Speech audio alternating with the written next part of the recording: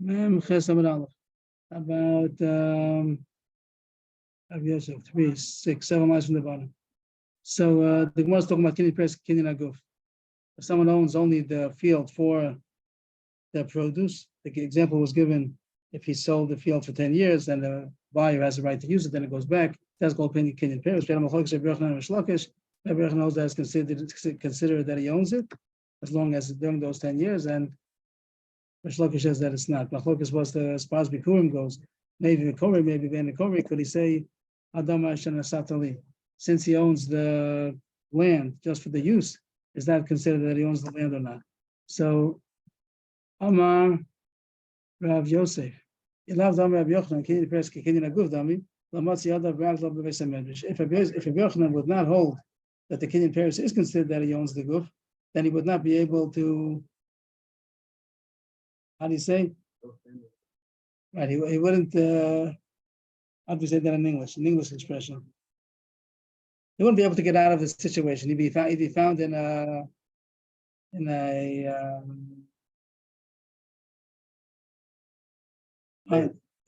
maze, in a mess, because if Yochanan happens to say something else, that these two halachas are not going to be possible to tolerate each other. When Yorshim divide, the father died and there were two brothers and they divided. Is it considered that they bought from each other? It means each one really owns the whole thing. Each one has rights to the whole thing. So when they're going to divide, is it if each one bought the other one out? There were 100 acres, and one takes 50, one takes 50. Each one bought from the other one whatever he also had a right of. If that's true, so Rabbi Yochanan says, therefore, when Yovel comes, they have to go back to the original status quo. If it has to do maybe with Breira and Breira, they divided the Yerusha. So now the one that each one got, is that what he originally Yarshin? Then there's nothing to do with Yovel. This is what I got from his father. But if you say that both of them Yarshin the whole thing, and Breira, you can't say that now that he took this half, this is a proof that this is what he Yarshin originally. Really, the other brother Yarshin Yarshin, and he bought his brother out. He bought half of his brother out in order to divide. If so, but Yovel comes, so it's like this from a buyer and a seller goes back to its original status. They have to divide again. According to Rabbi Yochanan, every time Yorshim divide, when it comes Yovel, they have to go back and redivide if they want to. So if so, it's not going to fit with Rabbi Yochanan if he would say Kinyan Peres Lavki Kinyan Aguf.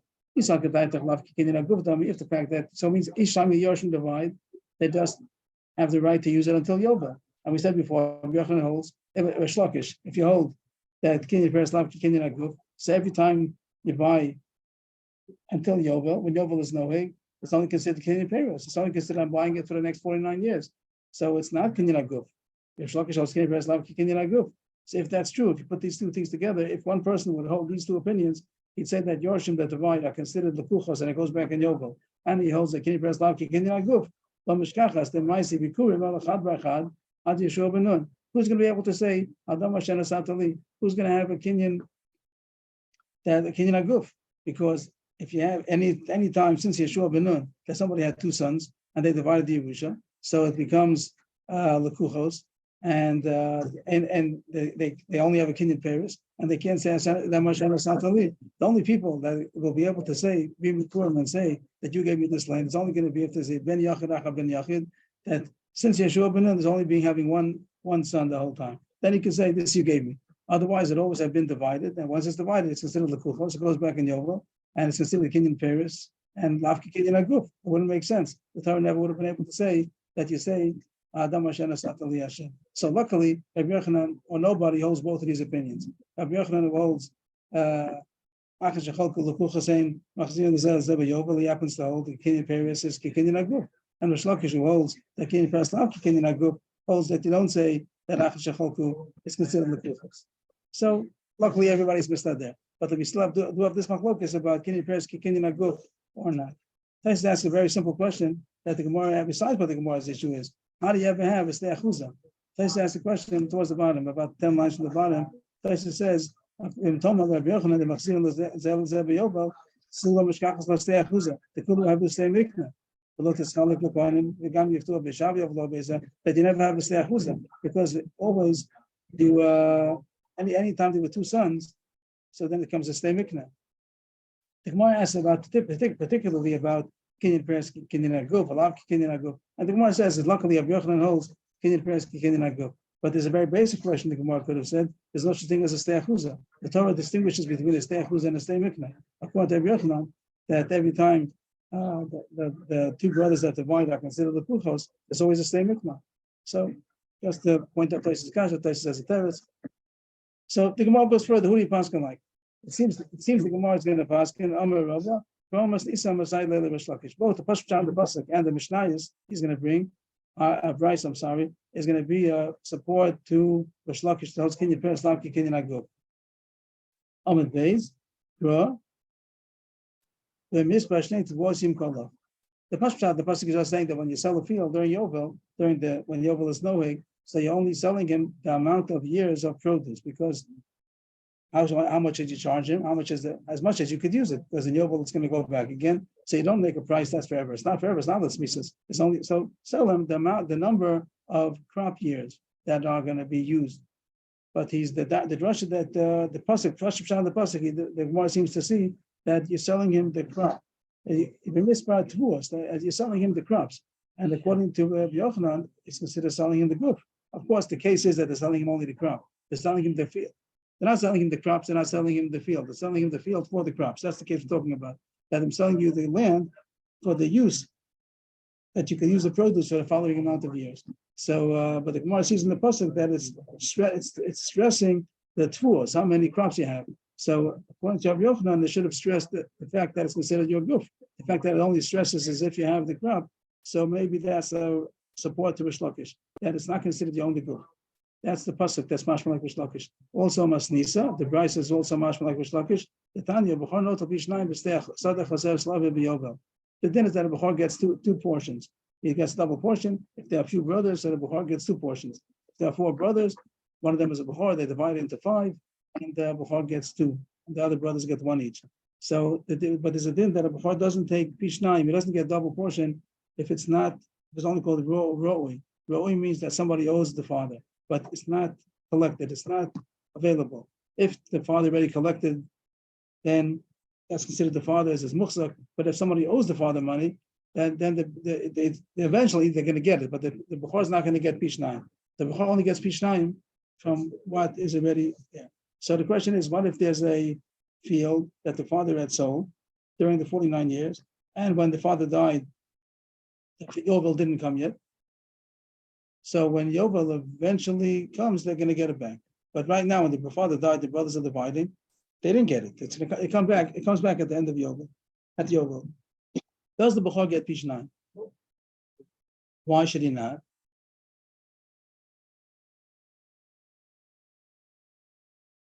Father didn't have it. So the question is, maybe the father did have it. If you hold Kinyan Peres is not Kinyan Haguf,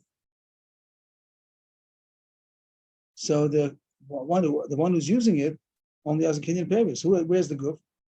The Shlaki shows the Kinyan Peres Lavki Kinyan Haguf. So the person who bought it, the buyer, he only has the Peres. He only has the use till it gets returned. So who owns the guf? So the original owner owns the guf. So then the father did have it, just it wasn't able to use because he's using it for the next 10 years. But the guf alone. According to Rabbi Yochanan, the Kinyan Peres Kinyan Haguf. So then you ask, who owns the field? The owner of the Peres owns the field. Eventually, you'll get it back. So the fact that it says in the Bryce that the B'chor does take bishnayim from the field, which is going to come back, that sounds to be like Rish Lakish. But Kinyan Peres Lavki Kinyan Haguf, and the owner of the guf, he's the one who owns it. So the Gemara seems to pass like Rish Lakish. That's interesting because usually it passes like Rabbi Yochanan. It comes out here passing like Rish Lakish. Tais also asks the kasha number aleph that because we happen to hold that Tais asked the kasha at least. Maybe the answer is going to be different. But he passed like Rish Lakish over here. The Kinyan Peres Lavki Kinyan Haguf, and we hold that Yoshin that Achan Shecholku is Lekuchos. So the more made a cheshbon that's before that these 2 things don't fit. Only you can have a ben achar ben yachad till Yeshua ben Nun. So tell you, even though Rabbi Yochanan did get out of it because he happens to hold Kinyan Peres Kinyan Haguf. If we hold like Rish Lakish, like the Gemara sounds like hold like Rish Lakish. So Kinyan Peres Lavki Kinyan Haguf, and we also hold. So Taisus has to do something about this kasha to answer this kasha. That's the long places on Amal. The Gemara answers Amar Abaye Maktinan Val B'Nifse Yishtal Serach Hasha. A husband We said that husband has the right to the payros. The wife owns the karka. She bought nechsem malug. The husband has the right to eat the payros. And now there's some din Torah about the field, and the husband wants to represent his wife. It means he has the right to the payros. His wife owns the karka, and he wants to go to business with somebody who has a complaint. So this depends on machlokas of kinyan peres kinyan aguf or not. If you hold kinyan peres kinyan aguf, so he says somebody, he can go to Bezdin and say that I'm talking about the field. We say, who are you? He says, I own the payros, and therefore it's kinyan aguf, and I'm a somebody. But if you hold kinyan peres not kinyan aguf, and the din Torah is only on the guf, not on the payros, so then the opponent could say, I don't know who you are. Like, you have no business to me. That's called lav al dvarim didiyat. They have nothing to do with me. If someone comes to Bezdin, an outsider comes into Bezdin and he wants to tie us, so the other person says, I don't know you. I don't have to talk to you. Only somebody who is the owner. So your wife is the owner. She could come, but I don't have to talk to you. So the way that you do it is do harshah. Harshah means that you empower somebody, like power of attorney. Maybe that's the right word. If you empower somebody to represent you, so then you are somebody. So the husband was coming to Bezdin about his wife's property, and the issue was not about the parents, only about who owns the guf. So tzarach harshah, he has to get what's the word of harshah? A power of attorney in order in a yipul Torah, power of attorney, in order to be able to represent his wife. Because if not, he's a nobody, because he only has kinyan peres, and that's not the subject. The issue was who owns the guf. The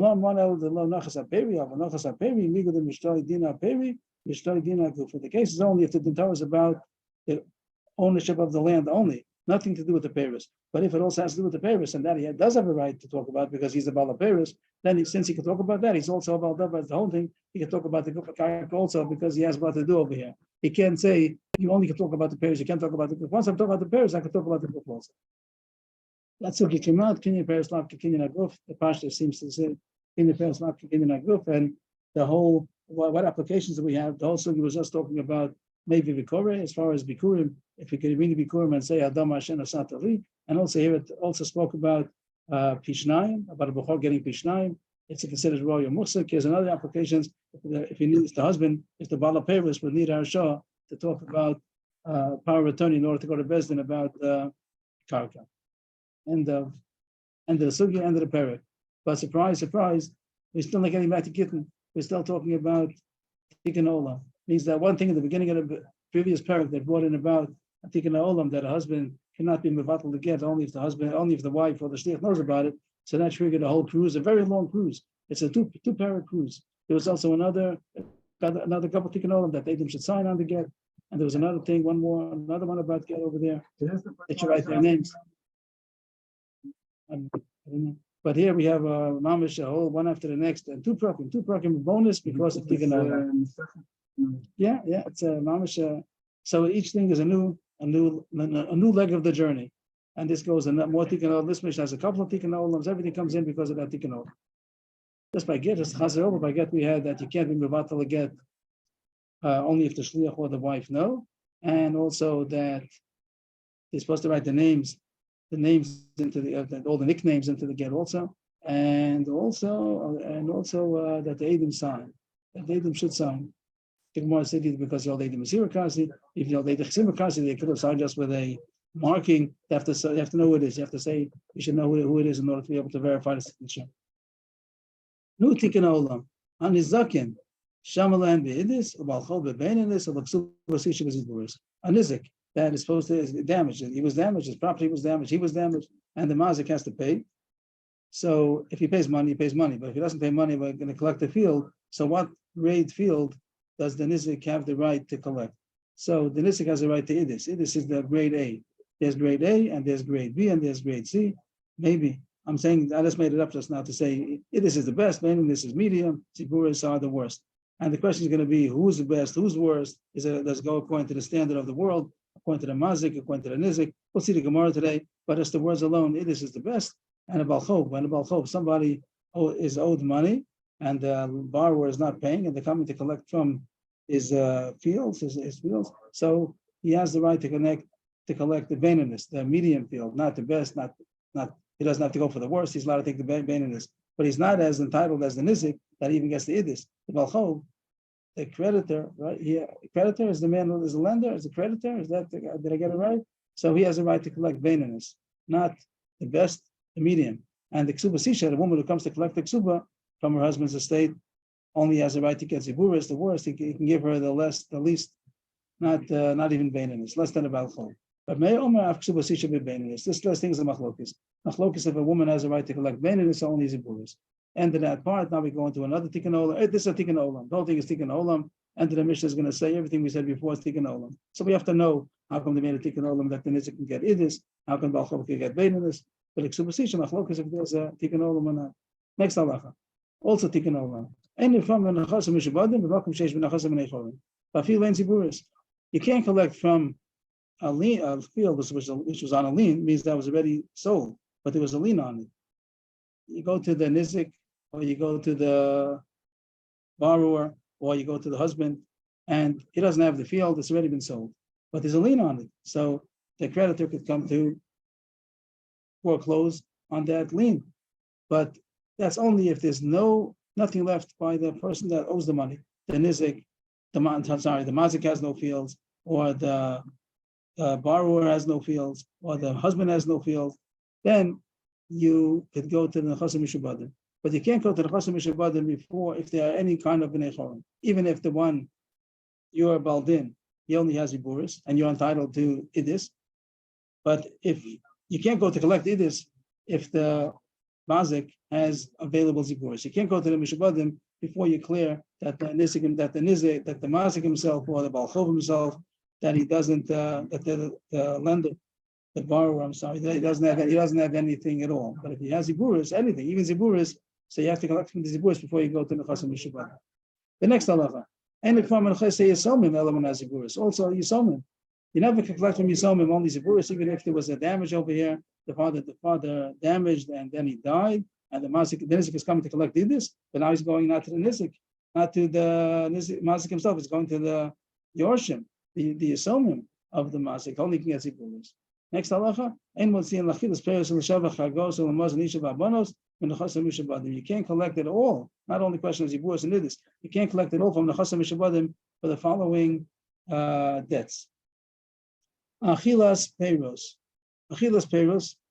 and shvach hakos, they go together. Either one of the two. Somebody sold property that doesn't belong to him, right? What do you call him? Somebody who sold property that doesn't belong to him.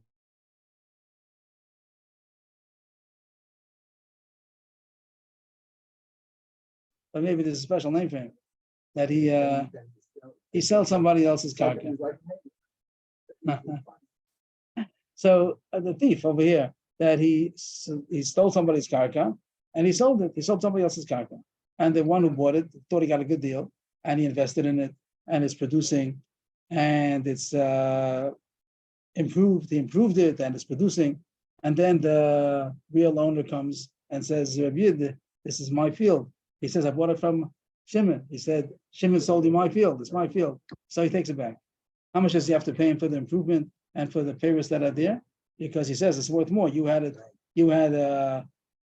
$20,000 field, and now it's $30,000. So he just has to pay him how much he invested. Only the investment. He only has to pay him how much the investment that he got, even though it's worth more than the investment. He put in $5,000. He got $20,000. He got $10,000. So he only has to pay how much he. So now how much he invested. How much. He'll go back to the seller, go back to the thief to say, you caused me a big damage. But the owner doesn't have to pay. It's his field. I come back, it's my field. But he says, I put in fertilizer. And it's been, and also now it has all this produce over here. So the original owner takes it all, and he only has to pay how much he invested. And now the nigna, how do you say, the one who was taken for a ride, what do you call him? The one we have to get a smaller. any no word for him? The loser. So the loser goes back to the ganav and grabs his collar and says, "You sold me somebody else's field." So of course he has to pay back the money. And how about it was worth more. I improved it, and there was Paris over there, and the owner took it all back, and he'd only paid me for my investment, but it was worth more. It was already, it was 20, I paid you $20,000, now it's worth $30,000. He paid me $5,000 for my investment, but it's worth $5,000 more. So the thief has to pay that.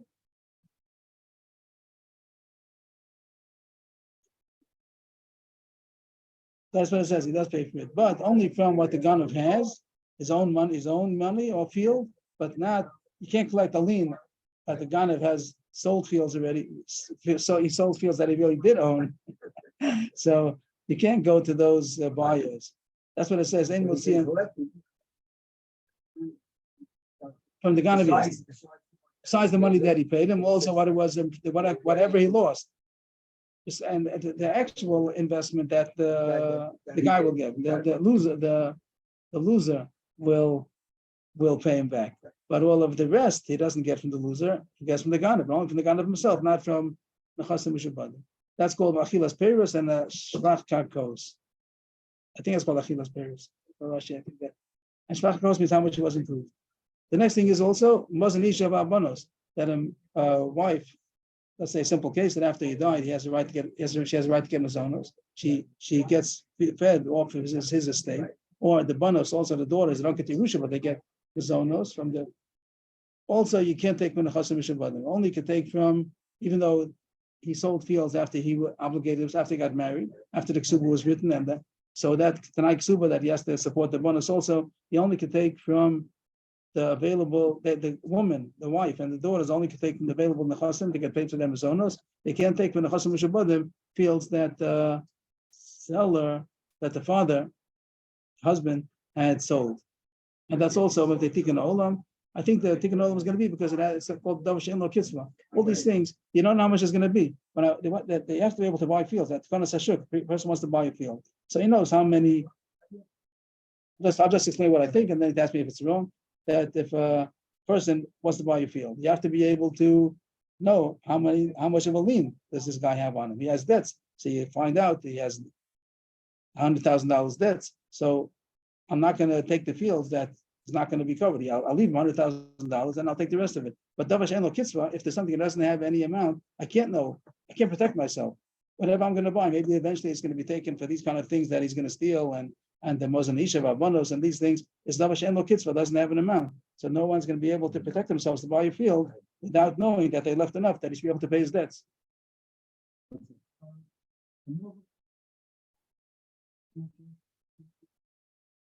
No, you don't take from the chasim and echavim. No one can know that. Because they have no way of knowing it. That they have no way of knowing that there's a loan. I don't know if you have to go till tikkun olam, but that's maybe the das is not on something that I don't know. Okay, and one more thing, that's all kinds of tikkun olam. There's one more tikkun olam in the Mishnah. Motzi mitzia lo yishava me tikkun olam. Somebody found a wallet of money, $1,000. He comes back, gives back, very nice. And the guy says there's supposed to be 1,500 over here. You took 500 for yourself. So usually it's called a amud mikzas, and usually you have to swear. If somebody lent money, usually you have to swear. Yeah, right. That's it. Right. If they take an olam, that people are not going to return lost wallets if they're going to have to swear if the guy makes up a story. Okay, Moshe said it, but I couldn't have said it better. Okay, so today's Gemara is going to be about the first word of the Mishnah that it talks about Nizakin. It is the first halacha that the Nizik has the right to collect idis because of Tikkun Olam. So we don't know what the Tikkun Olam is yet. What is the Tikkun Olam? But the Gemara has a bigger kasha that is daraisa. It's not Tikkun Olam sounds like it's Rabbanan, and really it should be daraisa. The halacha that the mazik has to pay from the best. It says they Tikkun Olam daraisa. It says it says if somebody's damages, animal damages, he has to pay the best of his field, the best of his vineyard. He should pay. So it's a deraisa. It's not doesn't belong in this Mishnah. That's a pasuk in the Torah that he has to pay the best. So why is the Gemara? Why is the Mishnah put it as Tikkun Olam? What? Right here, Meitav Sedeh Meitav Kam Yishon. Here it is. Do we have the pasuk on the side? Left side.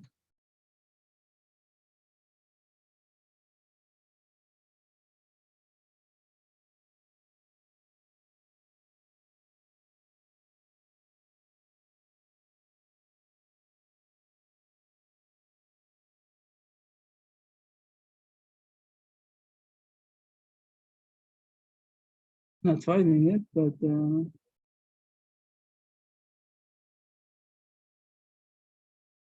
here it is. Okay.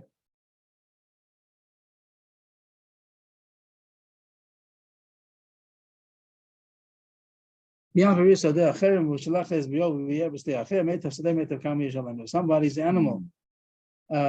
eats. A person sends his animal to another field or a vineyard, and he sends his animal, and it eats whatever the word beer is, acts as an animal, whatever it devoured somebody else's field. So you should pay the best.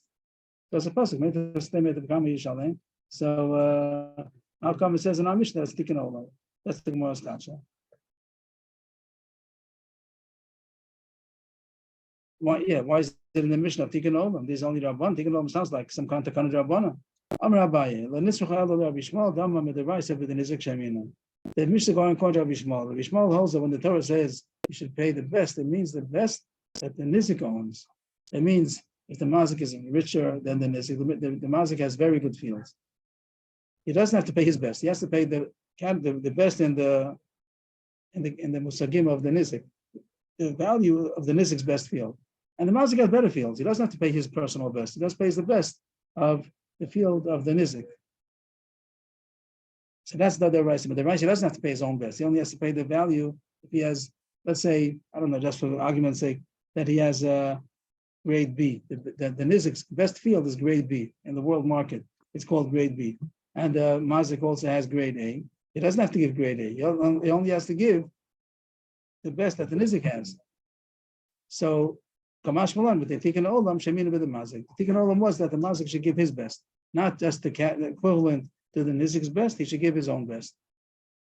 So we're happy with that. That's a good terrace. The Gemara is going to say another terrace in a daf. Maybe we'll get there today still. But on the next page, the Gemara is going to say another possibility, even according to Rabbi Kiva that it holds. The Mazik Shemina, it also might be a pshat in the Mishnah also. Now the Gemara goes on. What? He made a takana that he should pay more than the Torah obligates him to. Better quality. Torah only obligates him to pay the equivalent of the nizik's best, and we're going to make a tikkun olam. We'll say what the tikkun olam is later, that he should even pay the. Obviously, he should be more careful. He should be more careful that he shouldn't be mazik because he's going to lose his best field. So even though with the rice will be enough to pay the equivalent of the nizik's best field, he has to pay his own best field. That's the tikkun olam. Where do you find the Rabbi Shmuel? Mar's going to take us now on a cruise, on a tangent, to find this whole thing about Rabbi Shmuel, Rabbi Kiva. My Rabbi Shmuel. Where do you find Rabbi Shmuel that he says that the rice of the pasuk just means the nizik's best? The Tanya, it says in the pasuk, that's the pasuk, that it says pay the best. Meitav Sadeyu shal nizik, Meitav Kama shal nizik, the Rabbi Shmuel. Rabbi Shmuel says that it means the best of the nizik. It doesn't mean the mazik's best, it means the equivalent of the nizik's best. Rabbi Kiva Omer, that stands for Rabbi Kiva Omer. The pasuk is coming to say that the nizik collects the best, and the Gemara understands that it means the best of the mazik. He's arguing. Rabbi Shmuel says the nizik, and Rabbi Kiva says the best. It must be that he's coming to say the best of the mazik. We'll put in parentheses. The next two words we'll put in parentheses, and we'll come back later. Kavachom lehektish. That's not our subject right now, but kavachom lehektish. Kavachom lehektish that you have to pay idis, the best. So we don't know what that means yet, but it says the mazik has to pay the best. According to Rabbi Shmuel, the best of the nizik. According to Rabbi Kiva, the best of the mazik. And Kavachomer, that by hektish you have to pay the best of the mazik. Okay, we'll leave it aside. That's the end of the brisa. So we find Rabbi Shmuel says you have to pay the best of the nizik. So the pshat that I said the whole time is already the maskana, but the Gemara didn't know. The way we're learning is, of course, the amount of money you have to pay is the amount that you damage. You damage $100, you pay $100. $1,000, $1,000. What quality of land do you pay? That's the question of Vidis, Beninus, but the Gemara didn't know that yet. The Gemara thought that he has to pay as if the animal would have eaten the best of the nizik, even though he didn't eat the best of the nizik. Each row is worth $100 of the idis, but he didn't eat idis. He ate Beninus. That's each row is only worth $75. And the Gemara thinks that it says here you have to pay $100, even though you only damaged $75. That doesn't make sense. But the Rabbi Shmuel, Achal Shmeina, Mishal Shmeina, Achal Kusha, Mishal Shmeina. But a kasha b'tmiya, if he ate a fatty grade A row, which is worth $100, he has to pay $100. Then if he ate $75, he has to pay $100 also. He has to pay more than if the Torah would say that kanas, it could be a kanas. It could be pay more than, but it doesn't say that because it depends. If you ate the best, you pay the best. If you pay the Beinani, also you pay the best. You're paying more than you are mazik, and it's not being consistent. I'm a bida barav and achal my skin. Kon shach la ruga ben rugos. V'le adin and ikhu shach li ishmein achal. The mishal let me make that. He still thinks you're paying more than you. Not the pshat that we said yet, but the animal ate one of the rows. But you don't know which row did he eat. That was all the bar. You don't know what it is. Was it $100 a row or was it $75 row? If you don't know, you have to pay. You have to pay the machmer. You have to pay as if maybe he ate $100 row. But the Gemara says it's also not true. If he would have known that I only must $75 a week, a measly field, so then he only has to pay for the week field for the $75. And now if you don't know some stuff, you have to pay the price of an expensive row. That's the klal. That Rashi has the klal that we learned that from the Torah, that you have to prove in order to be able to collect. Whoever's coming to extract the money has to prove it. So that's a kasha over here. That you shouldn't be able to say this pshat either. Not a more roast pshat that we said the whole time. That doesn't have to do with how much you pay. It has to do with what quality you pay. Not the quantity, but the quality. Of course, only paying the amount that you are mazik. But do you pay with grade A, grade B, grade C? I knew it the whole time because I knew it ended the Gemara, but we didn't know it. The Gemara just figured it out now. The Gemara just figured out now that you're paying the right amount of money. Only question of the quality. The quality. I got us from the Gemara, not from. And here's the Gemara. Top of the page. My skin man can show say this nizik is equals to mazik. The case is that the mazik has better quality fields than the nizik. So according to Rabbi Shmuel, you only have to pay the best of the nizik's field. You give your field, which is equivalent to the mazik's best. Of course, only paying the amount of money which you damaged. That's pashut. But how much do you? How with what payment? With what currency do you pay? According to Rabbi Shmuel, you pay the nizik's best. Even though you are better, you don't have to give your best. You just give the nizik's best. But the mazik shamina. That you with the mazik sheminon that you do have to give your own best. Again, we finished. No, Rabbi Kiva says you have to pay from the Torah. Torah says you have to pay your best. Again, we're not talking about the amount of money that we clarified already. You only pay how much you are mazik. What quality do you pay? So according to Rabbi Shmuel, equivalent to the nizik's best. According to Rabbi Kiva, your best. No one's going to say that you have to get, if you don't have, you don't have. It means if the nizik's the rich guy and he has better fields, so I don't have to pay his field like he's in the best that I have. That's passion. But the case is that the mazik is rich. So the mazik has better fields. And we make him pay his best quality, or Rabbi Shmuel says it's enough to pay the nizik's best quality. My time with Rabbi Shmuel. Where does everybody get it from? How do they know how to explain the pasuk? My time Sadeh who? His best field. Who's his? Who's then? Rabbi Shmuel, by time Rabbi Shmuel. Never sadalamata, but never sadalamala. It says the pasuk sada. It says the word sada 2 times. Maybe again we could look at the pasuk here on the Torah. Here it is. We'll find it on the side.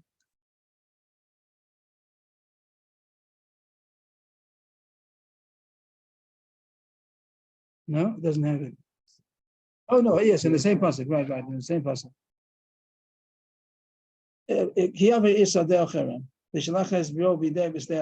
It says the word sadeh 3 times in the pasuk. Is sadeh, sadeh, sadehu. So here it's talking about the sadeh that it says in the beginning. It's talking about the sadeh that was damaged. If a person sends his animal to somebody else's field, so that's talking about the nizik's field. Then it says he should pay the best of his field. So it's talking about the same field. As the pasuk before is talking about the sadeh of the nizik and talking about being damaged. So also when it talks about the sadeh which you're paying from, pay from the best of his field. Whose field? The field of the nizik, because we're being consistent with what the word sadeh means in the pasuk. Yeah, but the first 2 are the same thing. It means that the animal was eating somebody else's field. He should pay the best of his field. So field. There, Shavra, field. That's Rabbi Yishmael, the Nizik. Rabbi Yishmael says the metav of the Nizik. What does his mean? That's a question. What's the his means? The pasuk says his field. Well, what does that mean? His field. So Rabbi Yishmael says it means the Nizik's field. How does he know? Because Gezer Shavah, the pasuk says before Sad is talking about the Nizik's field. This also means the Nizik's field. And Rabbi Kiva is going to say like you. Just to get the word so far, that it says Sada twice, earlier in the pasuk, later in the pasuk. Just like earlier in the pasuk, it means the nizik's field, that was one that was damaged. So too, the Sada that says the end of the pasuk that he should pay the best of his field, it means the same. The nizik, it means the nizik's field. That's what Bishmal's drasha. Rabbi Kiva Sava, Meitav Sadehu Yishalem, he should pay the best. He should pay the best of his field. We're talking about the payer. This is the kind of thing that it says that he should pay the best of his field. Who's that? The one who's paying. The one who's paying. So talking about the one who's paying, pay the best of his field. He should pay the best of his field. So that means the one who's paying should pay the best of his field. So we keep sees in the pasuk that is talking about the mazik. So that's machlokes. Do you pay the best of the mazik or only the best of the nizik? The Gemara says Rabbi Shmuel also has to answer the pasuk pshat. It sounds like the mazik's best field. Rabbi Shmuel is going to say ani gzer shava ani kra. Both of them we learn. Both of them help. Both of them are beneficial. It means we learn out from the gzer shava that it means the nizik. We learn out from the pasuk pshat and the pasuk that it means the mazik. How's that? The gzer shava that it means the nizik's field is our case, that if the mazik has fields equivalent to the nizik, he gives that. He doesn't have to give better than that. That's the gzer shava tells you that it means the best of the nizik. Hanikra, the pasuk also helps the darshan from the isle the mazik idis v'ziburis. The ziburis today lo shavi kidis the nizik. The misham lemi meta. What if the mazik doesn't have something equivalent to the value of the nizik's field? He has either more or less, either better or worse. He doesn't have exactly the same. So could he give less? So says no. Then he has to give the better. Then he gets upgraded. If he doesn't have equal to the mazik's best field, nizik's best field, then he has to give the better one. It'll come out not his best dafka, but it has to be better, closer to his best. Then we start looking around in his fields. Then it's interesting that that's the way the pasuk is going to express it. That it's considered the best of the mazik. That's not the point. The point is that he has to give at least the best of the nizik. So that's machlokas, and that's the back to our Mishnah. Our Mishnah says takukikan olam to pay the best. So the Gemara explained because according to Rabbi Shmuel, the Raisi can pay the best of the nizik, and the Rabbanan have to pay the best of the mazik. It comes out just to point out that after this Mishnah, it comes out that everybody agrees Lamaisa and Bezdin they're going to pay the best of the mazik. According to Rabbi Akiva Midaraisa, according to Rabbi Shmuel, but they take an olam. He also is going to agree that with Rabbanan they upgraded it to the best of the mazik.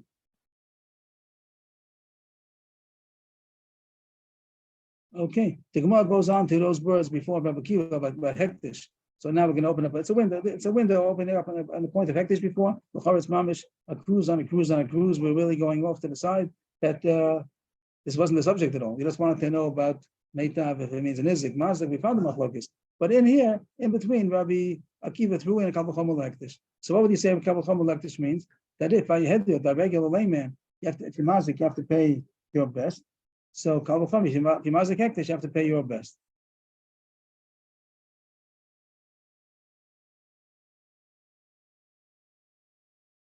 Okay.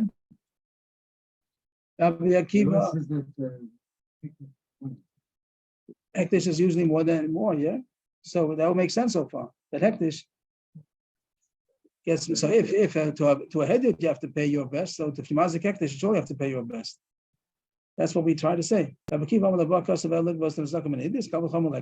the quote what we said before, that you have to pay the best, which means the mazik's best, and kavul chomel hektish. What do those words mean? My kavul chomel hektish. If it means that somebody's ox, word hektish is ox, hektish had an ox. The two means an ox. Sure. And the done means ours. Means somebody, a layman. A layman's ox, word hektish is ox. And you're going to say, well, he has to pay the best. That's not true. He doesn't have to pay anything. When you mazik hektish, you don't pay anything. You mazik hektish, you don't have to pay anything. Because it says, shoreyeyu. Kigach shoreyeyu says shoreyeyu. The pasuk only talks about damaging somebody else, your friend's ox. It doesn't talk about hektish. Shoreyeyu amrachmana. Below shoreshul hektish. You don't have to pay. You put them. Mazik hektish is put. At least, I don't know about a person, but at least the animal. If your animal damages hektish, it doesn't have to pay. So the Mishnah, so Kiva couldn't have meant that you have to pay the best. You don't pay at all. So that can't be the pshat. So we try again. What does it mean?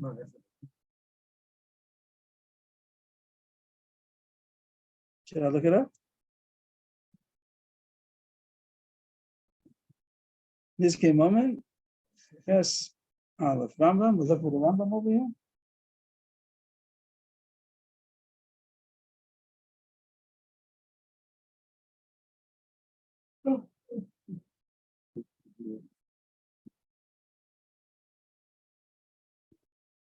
I don't want to know what we passed in. Is it going to be true? That's the dot. 590. Yes, Allah. We're looking over here. We're looking at these words.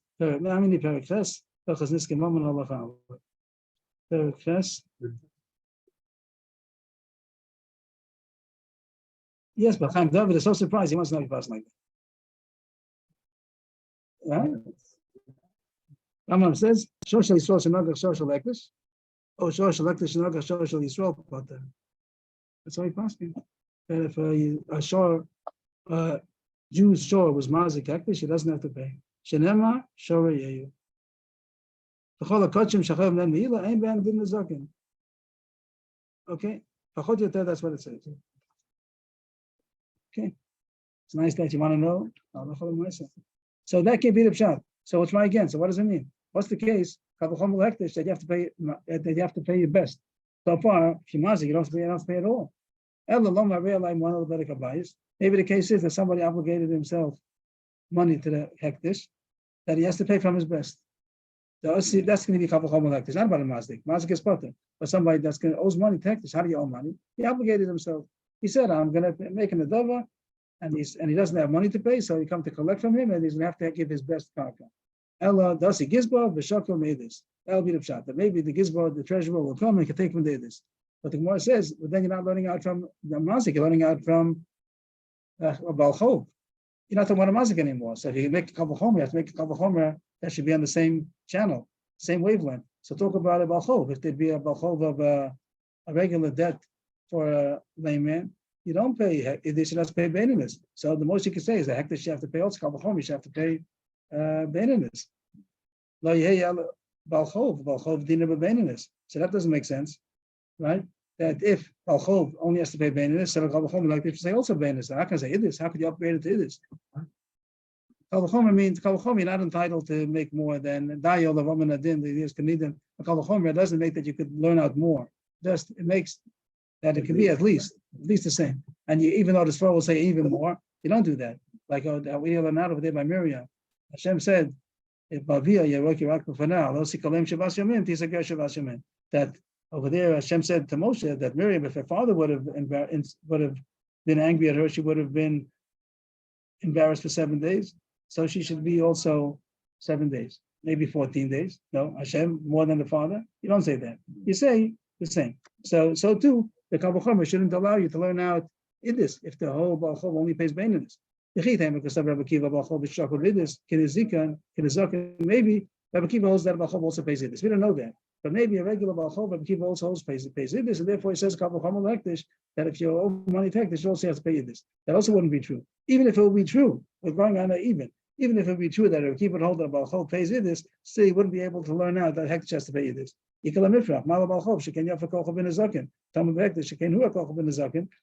Because once you find that there are things that a hedjot pays that a hektish does not get paid for, like nezakin, we said that when you mazik hektish, you don't pay at all. So the kavachom is also going to be blemished. It's a blemished kavachom now, because you can't say whatever balchov pays, a hedjot pays, hektish pays surely, because you see there are sometimes that hektish doesn't get paid. That by damages, the hedjot will get paid, and the hektish is not going to get paid at all. So you can't say that whatever hektish hedjot pays, about hektish pays. So even if it would be true, if Rabbi Kiva would hold that a hedjot pays about chov has to get paid back with idis, you still wouldn't be able to learn out that hektish gets paid back with idis. So we're still didn't figure out what's trying to Rabbi Kiva kavachom like this. So the Gemara is going to go back to what everybody started saying. And we knocked it off, but it's going to come back. It's going to get revived again. The case is that our ox damaged Hektish's ox, and the kasha was he potter, and that's how he passed him like. But there is an opinion that holds that you are chayv if you damage Hektish. That's Rav Shimon ben Menasya. We don't hold like that, but Rabbi Kiva did hold like him. So therefore, Rabbi Kiva said that when you damage a hedjot, you have to pay idis kavachomer. You have to pay hektish, because Rabbi Kiva holds that you do have to pay hektish if you damage, and therefore he says, Rav Shimon ben Menasya. Yeah, the Tanya Rav Shimon ben Menasya Omer shoshel hektish nagol shoshel hedjot potter. If hektish, he also goes. If hektish damages, hektish had an ox and it got loose and it damaged, they don't have to pay. Hektish doesn't have to pay for being a mazik. But the opposite, shel hedjot shenagol shoshel hektish, and tam be'imua mishal nezik shalem. if somebody damaged hektish, so also it's not the regular din. It's going to be even more common than a regular din. It's true. It says Shara Yehu. That the din of the pasuk is talking about Shara Yehu, but the chiluk is that Shara Yehu, what is when the tam doesn't have to pay the full damages. The first 3 times half damage is chatzin nezek, and by hektish there's no ptor. Hektish even the first time you're gonna have to pay nezek shalom. Everybody holds that hektish is different than Shara Yehu. Everybody we hold like Rabbanon that if you have damage hektish, you don't have to pay anything. And if Shimon ben Menashe says that it's more common than hedyot. If you damage a hedyot, time pays chatzin nezek, more pays nezek shalom. If you damage hektish, even the time pays nezek shalom. So we have a pshat. We have a pshat in the Rice and Abu Kiva. The Avrohom which means Kiva l'shitasa holds like Shimon ben Menashe that Shemazik hektish have to pay nezek shalom. That is said you have to pay in this because Avrohom. Yachi, that was so happy with this shot that the Gemara is going to go back and say, so who says that Akiva holds with the Mazik Shemina? We made about Machlokis. Shmuel holds that you pay the best of the Nisik, and Akiva says you pay the best of the Mazik, and also Avrohom Hektish. But the Gemara is asking, maybe you can learn the Brisa now that only arguing about Avrohom Hektish. Maybe there is no Machlokis. Everybody holds. Akiva never said the Farish with the Mazik Shemina. He never said those words. He just said that the Torah says you pay in this the Avrohom Hektish. So the Gemara is questioning, maybe there's no machlokus about the nizik and the mazik. Everybody else with the nizik shemina, and if a kiv is just coming to add on Avrohom hektish, that if Bishmal doesn't hold up because he holds like everybody else, the part of damage hektish, and the kiv is coming to say the chayv if he damage hektish. But maybe it's not a machlokus. Maybe a kiv doesn't hold with the mazik shemina. Yeah, that's the Gemara's kasha, 6 lines from the bottom. Yeah, he might have been this for nizik because he was the mazik ligi. Who says the arguing in the case when the mazik has better value, better quality fields than the nizik, and according to Rabbi Shmuel, it's enough to pay this the nizik. According to Rabbi Kiva, you have to pay this the mazik. Dilma the kul yama with the nizik shemina. Maybe everybody holds that you only have to, like Rabbi Shmuel says, with the nizik. And the arguing only the machlokes of Shimon ben Menashe and Rabbanan, effective you chayiv to be paid for damages when you damage hektish. The Rabbi Kiva savalak Rabbi Shimon ben Menashe, Rabbi Shmuel savalak Rabbanan. That Rabbi Kiva holds like Rabbi Shimon ben Menashe that you do have to pay damages to hektish, and Rabbi Shmuel says you don't have to. And there is no machlokes about with the nizik and with the masik. Everybody else with the nizik. So the Gemara says that doesn't say that in the words. In Cain, Ma'ala ba kasav, ba'od. The words don't say that. He says extra words. He says how does it go again? Why does it say? No. Kasha number one. Let's try to find the words here. It says, and let's try to find Rabbi Kiva. Where is these words? 1 second. Here it is. Rabbi Kiva said, the so that whole first sentence is superfluous. He shouldn't have said anything. He should have just said it. This whole thing, lo ba kasav ela ligvos and zakamidis 1, 2, 3, 4, 5, 6, 7, 8. All those 8 words are all extra because that everybody agrees. You're not saying more than Rabbi Shmuel. Rabbi Shmuel said it is the nizik. He also says it is the nizik. He's just coming to add on Avrohom hektish. So those 8 words are superfluous. That's kasha number 1. That's why it can't be. Imkain, my lo ba kasav, etc. What is lo ba kasav coming to tell you? That's kasha number 1. Kasha number 2. Va'od, kasha number 2. My Avrohom hektish. What's the Avrohom hektish? So what's the problem with this? Bottom line in Rashi.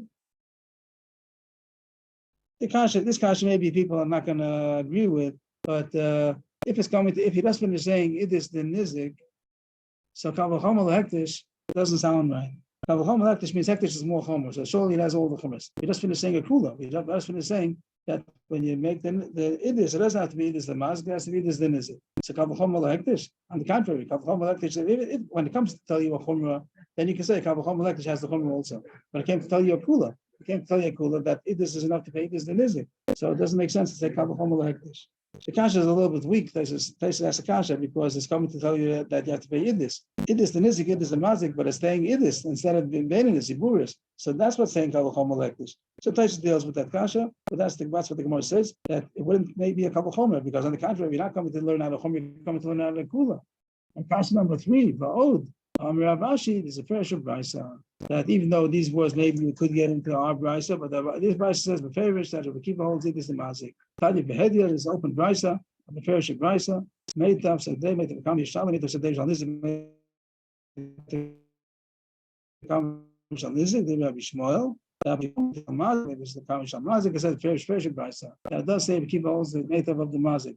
So even though in our brisa he might have tried to get out of it, we get out of it doesn't say so beferish, but this brisa does say so beferish. So we have two machlokas. One is if when he says idus, does it mean idus of the nizik, idus of the mazik? That's one machlokas. Machlokas number two, does hektish have to be pay hektish? The mazik hektish you have to pay. Rabban holds not. Rabbi Shmuel holds. Rabbi Kiva holds like Rabbi Shimon ben Manasseh that you do have to pay. And that he says Avrohom you have to pay idus also. If we go a little further, Ravina. So all this was really big parentheses. It was a parentheses for a daf already. Really, all we needed with the kasha was simple. Amish says you pay this because tikkun olam. The kasha was is the raisa because the pasuk says meitav. The answer was it goes according to Rabbi Shmuel, who says that meitav only means the best of the nizik, and tikkun olam upgraded it to become the nizik of the idus of the mazik. And now Ravina is going to say another teretz. Take the whole thing in parentheses, and now we're going to skip all that and go straight to Ravina. Fourth line, Ravina Amar, laolam asisn kabakiva. I can explain our Mishnah of tikkun olam even according to Akiva that says Amar with the raisa with the mazik shemina. And still, there's a tikkun olam. Even though it's the rice they have to pay you this. So what's the Mishnah saying tikkun olam? Tikkun olam sounds like it's Rabbana. Shimoni, the Dorish time of the Qur'an.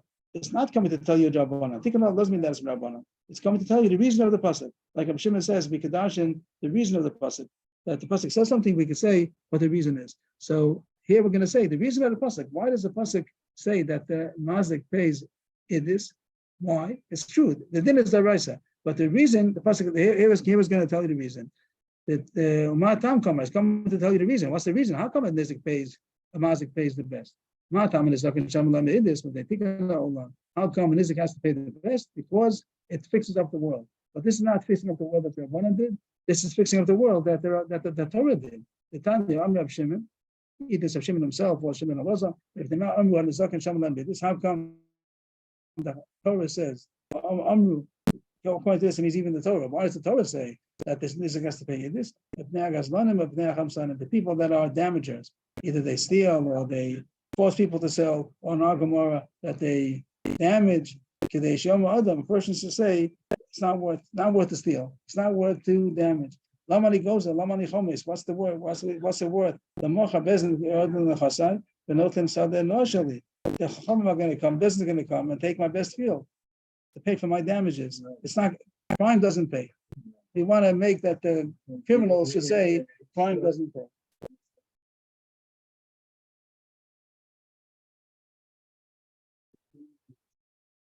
You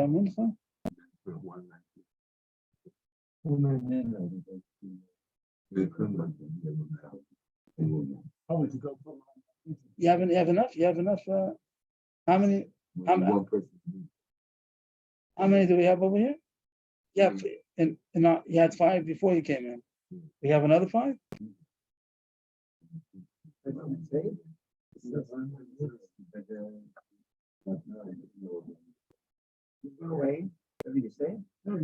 If you need, I've listened to you, Lane. You read, don't you?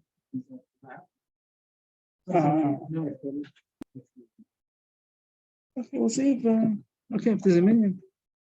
So the Gemara is saying the reason that the Torah says that this is that the criminals should say crime doesn't pay. They shouldn't be mazik. They should be careful not to be mazik, not to steal.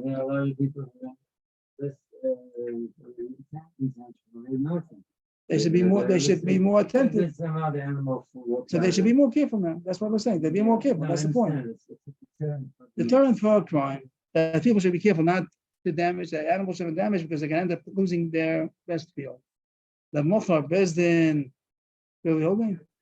The mocha bezdin the ultimate chasei v'notin sadin noshali v'sam chamash kasa b'torah. Made the come yishalim that the chama are going to come tomorrow and take my best, and they're going to say the Torah says so. Really, the Torah does say so. So some chamash kasa b'torah sounds a little bit like they'll say the Torah says so. The Torah does say so that you pay the best of the mazik according to Rabbi Kiva, and they're going to take away my best. That's why the Chazal say that not Chazal, the Torah, according to this, not even the Torah. So the Torah. So we have two pshat. The Midas coming to say that even according to Shmuel, with Rabban, they upgraded it to pay that the best, even though with the Raisa don't have to. Or according to Kiva, with the Raisa you do have to. And the Raisa is also, the Mishnah is explaining the reason. The reason is in order that it should be a deterrent that people should not. I don't really see the reason. To Tikkun Olam, the Mishnah doesn't say the reason. The Mishnah says Tikkun Olam. What's Tikkun Olam? Tikkun Olam is that people shouldn't damage. Now we go further. What's the reason for Baal Chov? How come Baal Chov has to pay baininess? If they Baal Chov the baininess, and here what it means to say why not Idis also? It doesn't explain why I should pay Idis, but why not Idis? A person shouldn't see somebody that has a nice field, a nice house, and he wants it. I'm going to lend him money in order that I know he's not going to have money to pay back, and I'll foreclose on it. So we don't want that. We don't want to make it. You don't want people to be too excited about lending money, because they might want to. It's good to be excited to lend money, but not too excited, because they might want to do it with a bad ulterior motive. They might want to be able to foreclose on the guy's house because he has a nice house. So he knows that he's making some business deal. He'll lend them money, and they might not be able to pay back, and then be able to foreclose on his house. So they say you're not going to get such best. We tone down that even if he's going to foreclose, he's not going to get the best. So it's not worth to lend money for such a reason. He should do it with Shem Shemayim. So then knock it down all the way. Don't give him any kind of incentive to lend money. No, you do need incentive to lend money. You have to know those what they love it. Then you're going to shut the door in front of the borrowers. They're going to come to borrow money, and the lenders are going to shut their door in their face, because they're going to know that they're only going to get paid ziburis. They're not interested in lending money if they can only get ziburis. So we made something in between. How about ksubas isha? We said machokis. Ksubas isha was ziburis to be abuda. What's the reason for that? Why don't you make it a kind also that make a little bit incentive that the woman should get a good ksuba, not giving her a terrible ksuba, ziburis. So maybe she's not going to want to get married.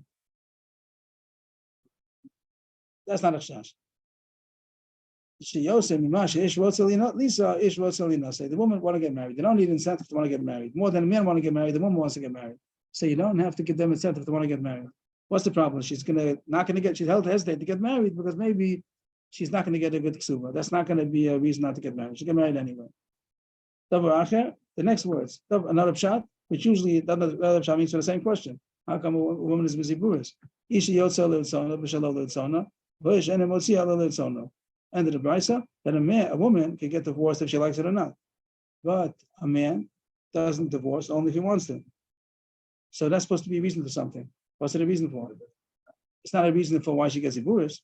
It's not to do with the subject. We want to know why a woman gets divorced because she can get divorced against her will. That's not. Why does that do anything? What does it come to say? The answer is they're coming to tell you right. They're coming to say something else. It's not talking about this question. It's a different subject. A different subject. Not how come she gets ziburis. Only one reason for ziburis, because she'll get married anyway. What should be? Why?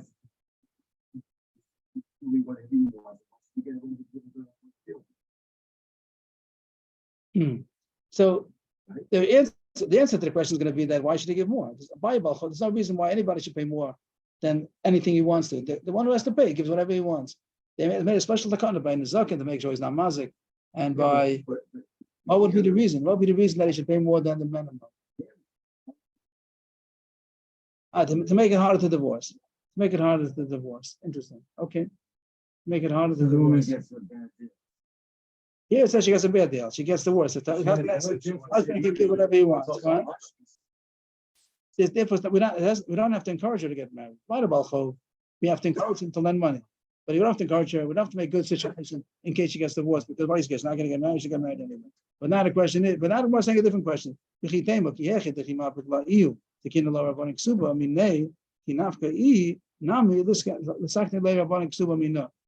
down to a different question. When the husband divorces her, he has to give her ksuba.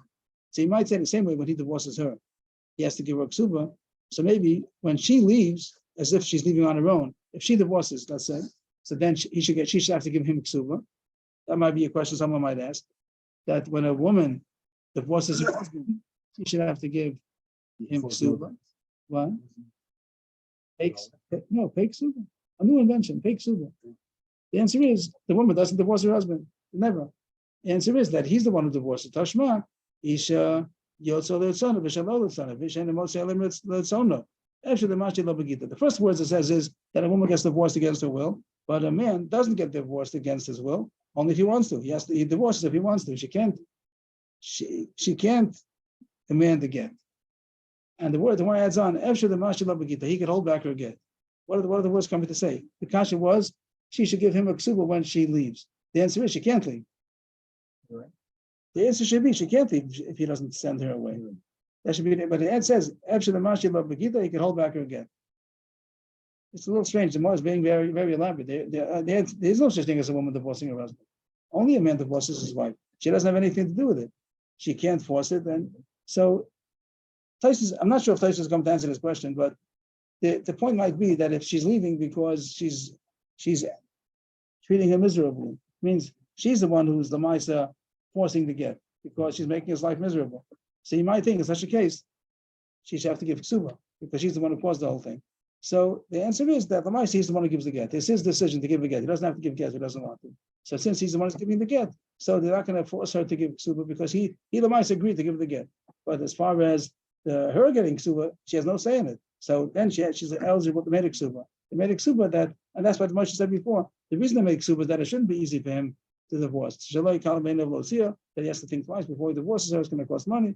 So that's in order to calm him down that he shouldn't divorce so easily. But it's not necessary to make takana that she should give him ksuba when she divorces him because she doesn't divorce him, even if she makes him miserable. But she's not divorcing him. He has to make the decision. So therefore, there's no reason to give him ksuba. Yashikov.